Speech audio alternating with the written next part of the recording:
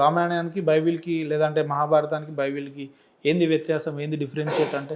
ఏంది డిఫరెన్స్ అంటే వీక్షకులు కూడా గమనించాలి. ఇదేదో కాంట్రవర్సీ అని చెప్పి నిజానిజాలు తెలుసుకొని పరిశీలించి మీరు నా మీద ఏదన్నా చేయాలనుకున్నా, నన్ను చంపాలనుకున్నా ప్రాబ్లం లేదు. నేను చచ్చిపోతే మంచిగా దేవుని రాజ్యంలో ఉంటాను. మరి నువ్వు బతుకుతారు, జల్దీ చచ్చిపోయి దేవుని రాజ్యానికి వెళ్ళిపోవచ్చు కదా, మరి ఇక్కడ ఎందుకు ఉంటారు?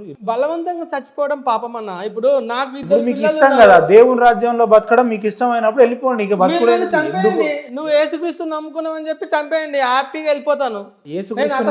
సార్ మీరు నాకు ఏమన్నారు, మీరు చాలా తెలివిగా మాట్లాడుతారు.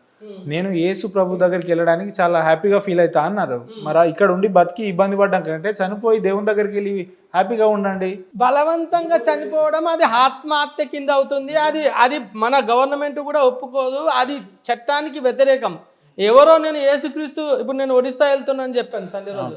ఒడిస్సా వెళ్తే ఎవరన్నా మత ఛాందసవాదులు ఇంకెవరో వచ్చి నన్ను చంపితే అప్పుడు నేను 100% పరలోకి వెళ్తాను. నా అంతలో నేనే బలవంతంగా చనిపోయి పరలోకానికి వెళ్తే అది దేవుడు కూడా సహించాడు, నరకానికి పంపిస్తాడు 100%.